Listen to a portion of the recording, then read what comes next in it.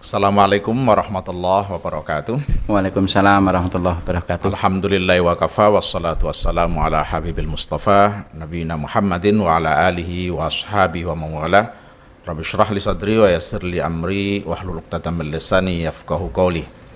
Yang sama-sama kita hormati Bapak Gita Danu Pranata, Ketua Pimpinan Wilayah Muhammadiyah Daerah Istimewa Yogyakarta, Bapak-bapak narasumber, Pak Rusdi Umar, PhD, Wakil Rektor UAD, bidang akademik, Pak Arif Jamali Muiz dari MCCC, Pimpinan Pusat Muhammadiyah, Bapak-bapak dan Ibu pengurus FGM Daerah Istimewa Yogyakarta yang pada hari ini luar biasa menyelenggarakan webinar yang saya pikir sangat penting dan strategis dalam menyiapkan diri bagi sekolah madrasah Muhammadiyah.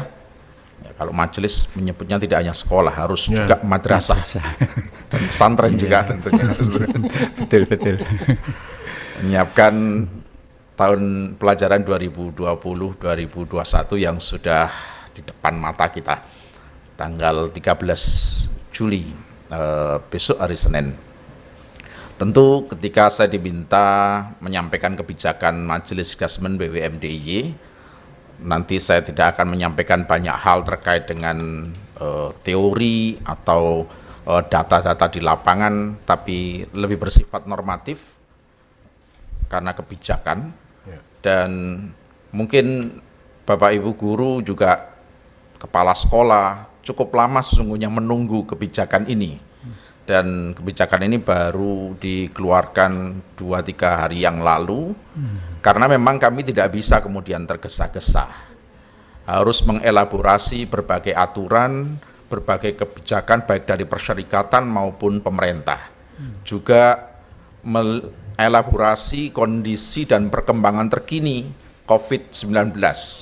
Kalau kami keluarkan kebijakan itu ketika di IY trennya datar di bawah, sempat beberapa hari 0, kemudian 1, 2, kemudian kita ambil sebagai dasar kebijakan, tiba-tiba 8, 7, ada pasar yang ditutup dan lain sebagainya.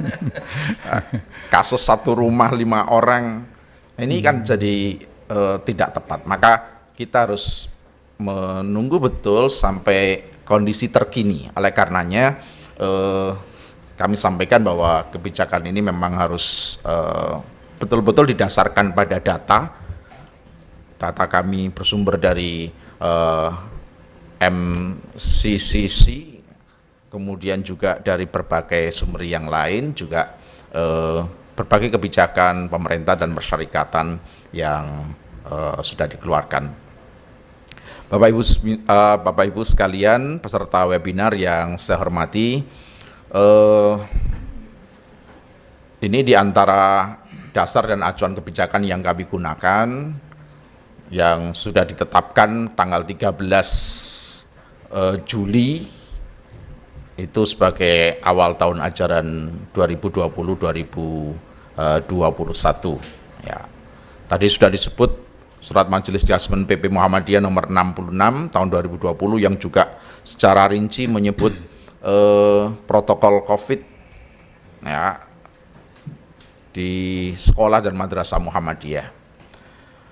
Di samping dasar dan acuan itu ada beberapa pertimbangan yang tentu menjadi dasar bagi Majelis Gasmen dalam menentukan kebijakan, dan saya pikir juga nanti dalam implementasinya di sekolah madrasah Muhammadiyah juga mesti menjadi dasar pertimbangan.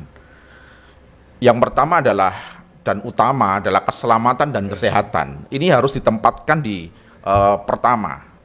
Kebetulan saya punya tetangga juga yang anaknya di pesantren yang harus masuk beberapa waktu yang lalu di awal Juli, sudah siap berangkat, tapi begitu lihat perkembangan terkini memutuskan tidak berangkat. Ditelepon, melaporkan ke pesantren itu, disampaikan kalau begitu anak bapak keluar atau dinyatakan tidak naik,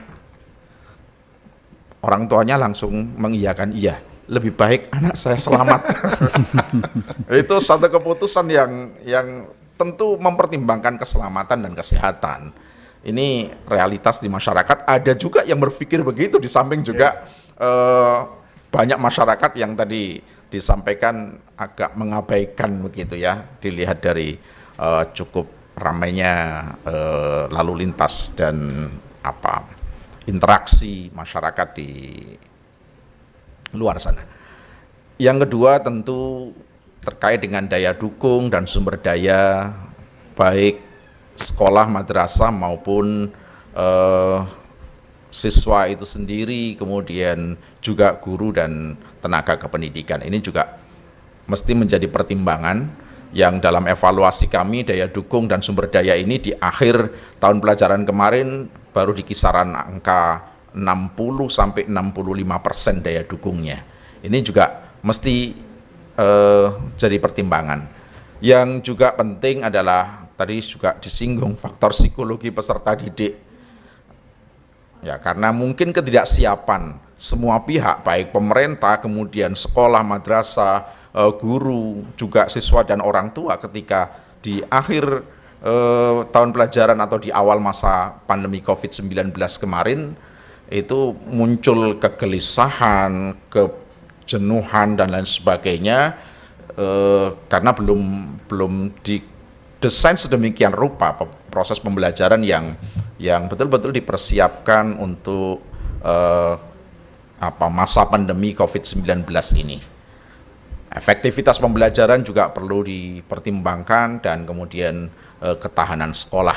Ya, ini kita bicara ketahanan sekolah ini juga mau tidak mau juga penting karena ada 1-2 sekolah yang mengeluhkan, Pak, ini kalau sampai Desember online terus kemudian orang tua tidak mau bayar SPP karena kami adalah sekolah swasta yang sumber pendanaannya itu ya dari SPP itu bagaimana? Ini juga perlu dipertimbangkan.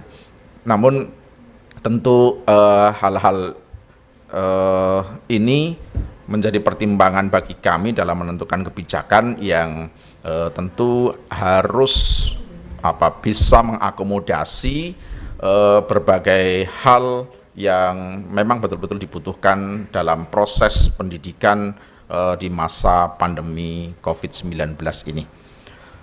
Bapak Ibu sekalian yang saya hormati, ini agak bergeser ini. Tampilannya saja, tapi kontennya tidak. Ada 4 poin penting yang saya coba ringkas terkait dengan kebijakan pendidikan. Saya tidak menyebut kebijakan pembelajaran karena tidak hanya mencakup proses pembelajaran, tapi pendidikan sekolah madrasah Muhammadiyah di daerah istimewa Yogyakarta.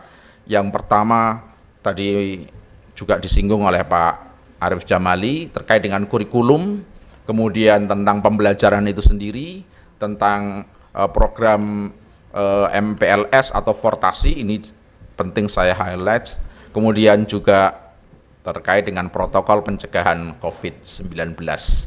Bapak Ibu sekalian, benar bahwa kurikulum yang selama ini kita gunakan adalah kurikulum dalam situasi normal.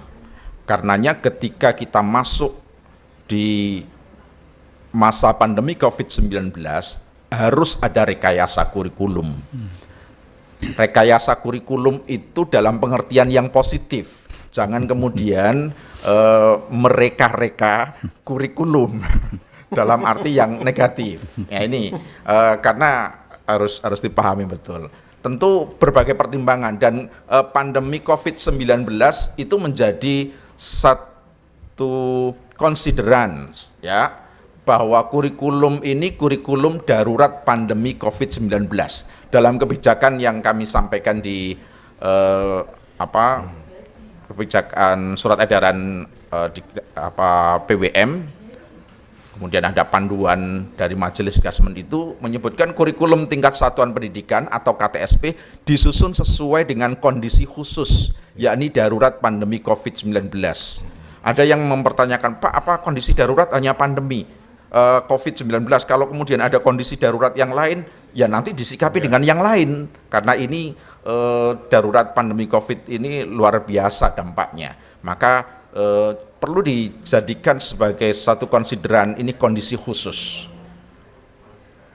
Kemudian ya kalau normatif kan kemudian KIKD itu disesuaikan dengan karakteristik kecerdasan intelektual dan emosional peserta didik. Ini juga penting diperhatikan karena aspek psikologi tadi sudah saya sebutkan sebagai satu pertimbangan, tidak hanya pembelajaran, bahkan di saat kita menyusun KTSP atau kurikulum tingkat satuan pendidikan. Yang ketiga, KIKD atau kompetensi inti dan kompetensi dasar disesuaikan dengan karakteristik wilayah dan kondisi sosial ekonomi. Ini kaitannya dengan perkembangan situasi yang saat ini ada di daerah istimewa Yogyakarta. Ya. Ini perlu diperhatikan Bapak Ibu sekalian. Kemudian yang keempat, kriteria ketuntasan minimal atau KKM yang digunakan sekolah untuk menilai ketuntasan belajar peserta didik ditentukan dengan mempertimbangkan pembelajaran selama kondisi pandemi COVID-19.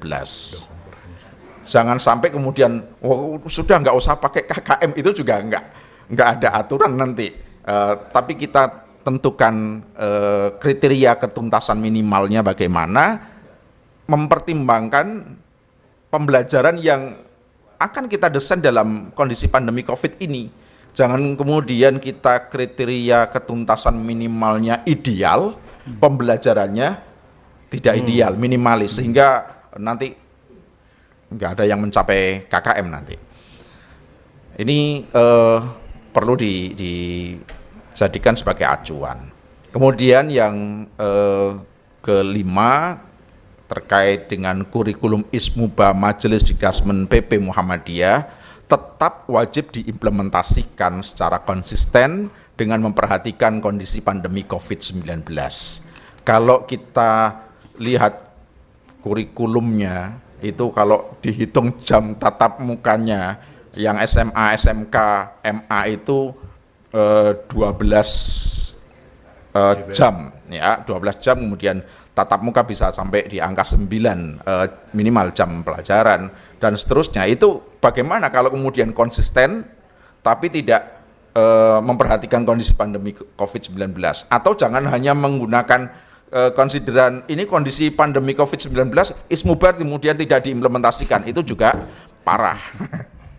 Maka tadi rekayasa dalam arti yang positif itu penting, dan ini saya perhatikan beberapa sekolah sudah melangkah mempersiapkan itu, karena memang meskipun kebijakannya itu akhir-akhir ini kita keluarkan, tapi sesungguhnya sudah kita bincangkan, kita sosialisasikan sejak kita melakukan FGD, kemudian koordinasi dengan BKS, baik SMA, SMK, MA juga.